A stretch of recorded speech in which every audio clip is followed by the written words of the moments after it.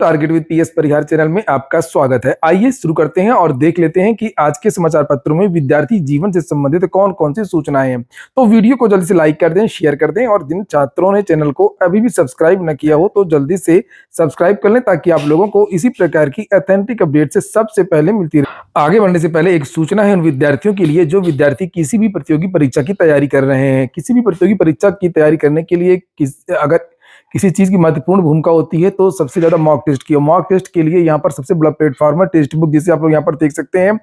यहाँ पर इस समय एक बहुत बड़ा ऑफर चल रहा है, रेस टू सिलेक्शन सेल जिसका नाम है।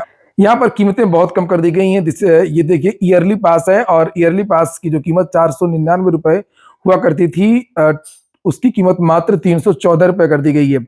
इसी तरीके से टेक्स्ट बुक पास प्रो जिसकी कीमत 699 हुआ करती थी, उसकी कीमत मात्र 449 रुपए कर दी गई है। अगर आप लोग एक कोड का प्रयोग करेंगे TWP तो आप लोगों को 10% की अतिरिक्त छूट भी मिल जाएगी। टेक्स्ट बुक भारत का सबसे बड़ा ऑनलाइन मॉक टेस्ट का प्लेटफॉर्म है।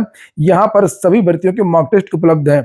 यानी कि अगर आप railway, bank, SSC, state, PCS किसी भी भर्ती की परीक्षा की तैयारी कर रहे हैं तो आपको 314 रुपए में वो टेस्ट खुल जाएगा। यानी सारी भर्तियों के जो मॉक टेस्ट हैं वो 1 साल की वैलिडिटी के साथ में आपके लिए ओपन हो जाएंगे। 14 से अधिक लैंग्वेज में मॉक टेस्ट उपलब्ध हैं और जिनकी संख्या लगभग 70,000 है और इसमें 16 लाख से ज्यादा विद्यार्थी जुड़े हुए हैं। लिंक मैंने इसकी डिस्क्रिप्शन बॉक्स में उपलब्ध करा दी है, कमेंट बॉक्स में भी उपलब्ध है। चलिए शुरू करते हैं। पहली सूचना डीएलएड की है जिसे आप लोग यहाँ पर देख सकते हैं। ये एक नोटिस जारी हुई है और ये नोटिस है डीएलएड द्वितीय सेमेस्टर और चतुर्थ सेमेस्टर के लिए। इन विद्यार्थियों के जो आवेदन है वो 7 से लेकर के 13 दिसंबर तक भरे जाएंगे और उसके बाद में ऐसा प्रस्ताव है और उसके बाद में दिसंबर के महीने में ही इन विद्यार्थियों की परीक्षाएं हो सकती हैं। अगली सूचना एसएससी की है। लिखा जूनियर इंजीनियर जेई भर्ती 2023 का पेपर 2 की सोमवार को हुई परीक्षा में 92.87% अभ्यर्थी शामिल हुए। यह परीक्षा यूपी और बिहार के 4 शहरों में 15 केंद्र पर हुई। अगली सूचना उत्तर प्रदेश लोक सेवा आयोग की है। लिखा स्टाफ नर्स यूनानी के 27 पदों के लिए आवेदन कल से शुरू हो गए हैं। मिशन मोड पर चल रही हैं भर्तियां। स्टाफ नर्स एलोपैथी के 1726 पदों पर, आयुर्वेद के 300 पदों पर चयन का विज्ञापन जारी करने के बाद अब यूनानी में रिक्त पदों पर भर्ती की प्रक्रिया शुरू कर दी गई है।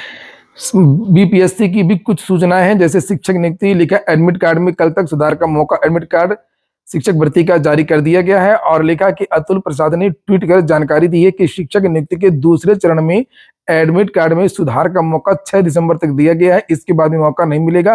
परीक्षा 7 से 15 दिसंबर तक आयोजित होगी और उन्होंने कहा कि प्रवेश पत्र की अतिरिक्त प्रति साथ रखने और समय से परीक्षा केंद्र पर पहुंचने की सलाह दी गई है। बिहार सरकार और बिहार लोक सेवा आयोग विद्यार्थी हित में लगातार सूचनाएं दे रहा है और काम कर रहा है।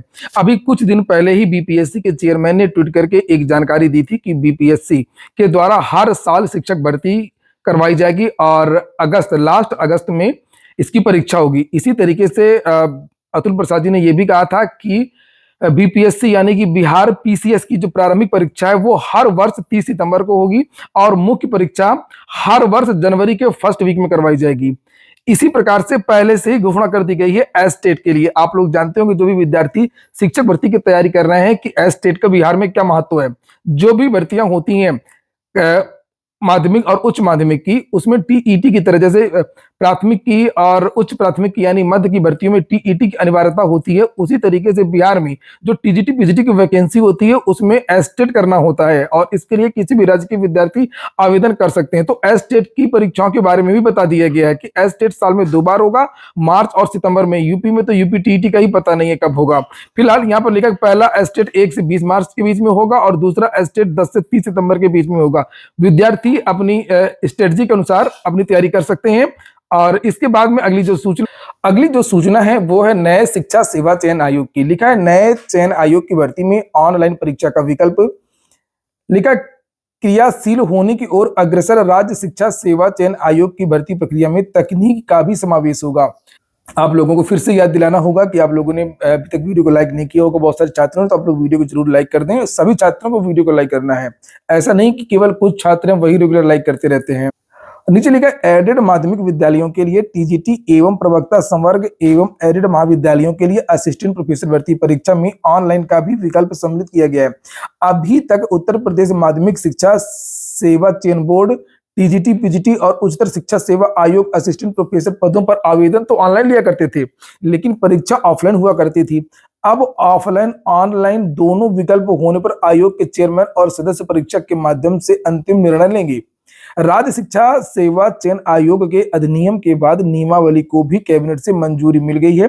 जल्द ही नियमावली का गजट जारी किया जाएगा और इसके साथ ही चेयरमैन एवं सदस्य पदों के लिए आवेदन लेकर आयोग के गठन की प्रक्रिया पूरी की जाएगी। इस तरह आयोग के क्रियाशील होते ही भर्ती प्रक्रिया शुरू हो सकेगी। अब तक क्रियाशील माध्यमिक शिक्षा सेवा चयन बोर्ड एवं उच्चतर शिक्षा सेवा आयोग ने शिक्षक भर्ती के लिए अभ्यर्थियों से आवेदन लिए हैं, लेकिन बोर्ड में कोरम पूरा न होने का परीक्षा नहीं हो सकी है। तो अभी ये विकल्प दिया गया है पहले से ही कि सदस्य और अध्यक्ष निर्णय लेंगे, जो संगत होगा वो किया जाएगा। ऐसा नहीं है कि ऑनलाइन ही परीक्षा होगी। और आप लोगों ने देखा होगा कि उत्तर प्रदेश में ऐसा कोई भी भर्ती बोर्ड नहीं है जो ऑनलाइन परीक्षा करवाता हो। ऑनलाइन के बारे में चर्चाएं उत्तर प्रदेश अधीनस्थ सेवा चयन आयोग में भी हुई थी, लेकिन फिर बाद में वो ठंडे बस्ती में चली गई। शुरू में बहुत सारे संस्थानों में चर्चाएं हुई थी। उत्तर प्रदेश लोक सेवा आयोग में भी इसी तरीके से चर्चाएं हुई थी कि करप्शन को रोका जाए, पेपर लीक को रोका जाए। लेकिन देखा यह गया कि जो ऑनलाइन परीक्षाएं होती हैं तो उनकी कट ऑफ ज्यादा जाती है, उसमें करप्शन ज्यादा होता है। चाहे वो स्क्रीन शेयरिंग के द्वारा हो, चाहे वो कंप्यूटर हैक करके हो या अन्य चीजों को, चाहे वो दरोगा भर्ती की जो परीक्षा ऑनलाइन हुई थी या सीटीईटी की जो परीक्षा एक बार ऑनलाइन हुई थी, आप लोगों ने देखा कितना विवाद हुआ था। तभी सीबीएसई ने उसको हटा दिया, ऑफलाइन परीक्षा करवाने लगी।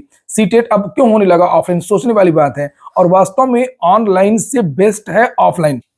आप लोग कमेंट बॉक्स में अवश्य बताएं, ऑफलाइन में अगर पेपर वायरल होता है या कोई भी चीज होती है तो वो चीजें सार्वजनिक मंच पर आ जाती हैं, बाहर चीजें निकल करके आ जाती हैं। इसका पेपर वायरल हो गया, इसको रद्द किया जाए या जो भी चीजें इस सेंटर की परीक्षा रद्द की जाए। लेकिन ऑनलाइन में जो खेल हो जाता है वो किसी की भी समझ में नहीं आता है, पत्रकारों की। और ऐसा नहीं है, विदेशों में भी बहुत सारी परीक्षाएं, इंग्लैंड में, अमेरिका में, फ्रांस इत्यादि में अब ऑफलाइन परीक्षा ली जाने लगी है। आप लोग कमेंट बॉक्स में बता सकते हैं कि परीक्षा ऑनलाइन होनी चाहिए या ऑफलाइन। जारी हुआ प्रदेश में अवकाश का कैलेंडर। उत्तर प्रदेश सरकार ने सरकारी कर्मचारियों के लिए एक साल में जो अवकाश मिलेंगे उसका कैलेंडर जारी किया है। लिखा है कि नए साल में कई पर्व जो है त्योहार वो शनिवार और रविवार को है, इसलिए मिलेंगी कम छुट्टियां। इस बार 24 सार्वजनिक अवकाश घोषित किए गए हैं, जिनकी सूची यहाँ पर लिखी हुई है, जिसे आप लोग यहाँ पर देख सकते हैं। ये आप लोगों को मेरे टेलीग्राम चैनल पर भी ये मिल जाएगी, अथवा आप लोग इसका स्क्रीनशॉट भी ले सकते हैं। अगली सूचना है एपीएस भर्ती की। आने वाली एपीएस भर्ती में इसकी बात नहीं हो रही है, आने वाली एपीएस भर्ती की बात हो रही है, उसमें बदलाव होगा। लिखा है कि निजी सचिव भर्ती में कंप्यूटर ज्ञान जरूरी, सचिवालय और अन्य सरकारी विभागों में अपर निजी सचिव बनने के लिए अब कंप्यूटर प्रमाण पत्र से ही काम नहीं चलेगा। इसकी जानकारी भी अनिवार्य रूप से होनी चाहिए। कंप्यूटर पर टाइपिंग के साथ इसके बारे में अन्य जानकारी के लिए टेस्ट लिया जाएगा और इसके लिए उत्तर प्रदेश लोक सेवा आयोग अधीनस्थ सेवा नियमावली में संशोधन की तैयारी है। प्रस्ताव तैयार हो गया है और जल्द ही इसे कैबिनेट से मंजूर कराने की तैयारी है। उत्तर प्रदेश लोक सेवा आयोग अपर निजी सचिव पदों पर भर्ती के लिए परीक्षा कराता है और मौजूदा समय शॉर्ट हैंड और टाइपिंग टेस्ट लिया जाता है। कंप्यूटर के लिए CCC प्रमाण पत्र की योग्यता रखी गई है और इस योग्यता के आधार पर भर्तियां हो जाती हैं, लेकिन चयनित होने वालों के कंप्यूटर में दक्ष न होने की वजह से परेशानी आ रही है। क्योंकि इन लोगों के पास प्रमाण पत्र तो होता है लेकिन इन्हें कुछ आता नहीं है, और CCC किस तरीके से लोग करते हैं ये सभी को पता है। तो अब संशोधन के लिए जो है प्रस्ताव कार्य विभाग को भेज दिया गया है और इसमें कंप्यूटर प्रमाण पत्र CCC के अलावा अन्य उच्च संस्थानों को भी मान किया जा रहा है। अब शुरू करेंगे यूपी की सूचना है।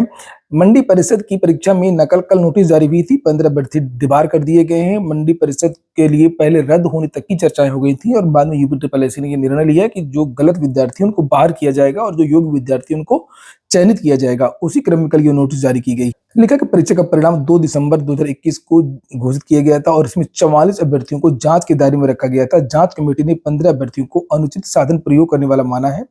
अन्य 29 अभ्यर्थियों में से 24 को अभिलेख परीक्षण के लिए बुलाया गया। ये अभ्यर्थी 16 दिसंबर से सुबह 10 बजे तक आयोग कार्यालय में सत्यापन करा सकते हैं। एएसयू के विद्यार्थी जिनके बारे में मैंने कल वीडियो बनाया था, 2019 के विद्यार्थी इको गार्डन में 34 दिनों से लगातार धरना प्रदर्शन कर रहे हैं और समाचार पत्रों ने इन विद्यार्थियों की भी बात यहाँ पर रखी है और लिखा कि अभ्यर्थियों ने कहा है कि 2019 में भर्ती का विज्ञापन जारी हुआ था, परीक्षा हुए 1.5 साल से भी अधिक समय बीत गया है, प्रमाण पत्रों के सत्यापन के भी 6 माह से अधिक समय बीत गया, लेकिन अभी तक अंतिम रिजल्ट जारी नहीं हुआ है। एजीटीए की विज्ञप्ति जारी हो गई है और जो विद्यार्थी कोर्ट गए थे जिनको शामिल किया जाना है यूपी की आने वाली भर्ती में, तो उन विद्यार्थियों के लिए ये नोटिस जारी की गई है। लिखा है, कृषि विभाग में अधीनस्थ कृषि सेवा वर्ग 3 प्राविधिक सहायक ग्रुप सी के पद पर माननीय उच्च न्यायालय, माननीय उच्चतम न्यायालय में दायर याचिकाओं के याचिकाओं के संबंध में।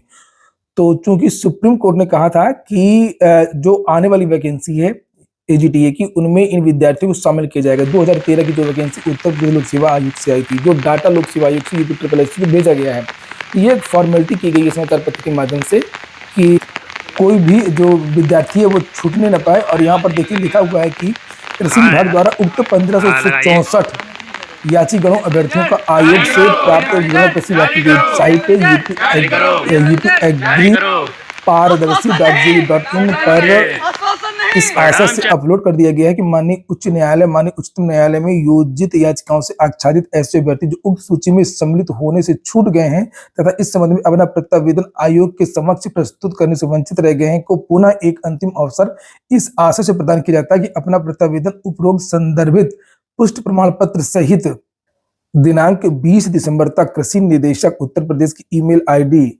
dirag@nic पर ईमेल के माध्यम से अथवा प्रशासनिक अधिकारी एसी अनुभाग कक्ष संख्या 80 कृषि निदेशालय मदन मोहन मालवीय मार्ग लखनऊ के समक्ष स्वयं प्रस्तुत होकर के प्रस्तुत कर सकते हैं। तो इस दिशा में काम हो रहा है और केवल इस डाटा की वजह से ही थोड़ा सा इस वैकेंसी में देरी हुई है। एडेड जूनियर हाई स्कूल भर्ती पुरानी भर्ती है, फंसी हुई है, पता नहीं क्या होगा और विद्यार्थी परेशान है, कभी धरना प्रदर्शन तो कभी कुछ।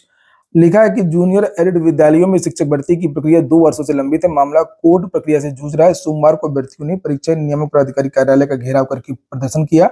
इसके बाद जूनियर एडेड शिक्षक भर्ती संघर्ष समिति के अध्यक्ष नागेंद्र पांडे सहित 3 अन्य सदस्यीय शिष्टमंडल ने सचिव अनिल भूषण चतुर्वेदी से मुलाकात की, जहां भर्ती को कोर्ट से जल्द से मुक्त कर नियुक्ति प्रक्रिया पूर्ण कराने के लिए चर्चा की गई। जूनियर एडेड शिक्षक संघर्ष समिति के प्रयास की वजह से लिस्टिंग एप्लीकेशन के बाद न्यायालय में इसी माह सुनवाई होने की संभावना है। नगेंद्र पांडे पूर्व सैनिक ने बताया कि इस बार कोर्ट में सुनवाई होने के लिए बहुत प्रयास किया गया है। सीएम योगी नियुक्ति पत्र देंगे, उसके बारे में भी ये सूचना दी गई है, जिससे आप लोग यहाँ पर देख सकते हैं। 278 सहायक आचार्य, 2142 स्टाफ नर्स एवं 48 आयुष चिकित्सा शिक्षकों को। तो ये होगी आज का वीडियो। पूरा वीडियो सुनने के लिए बहुत बहुत धन्यवाद।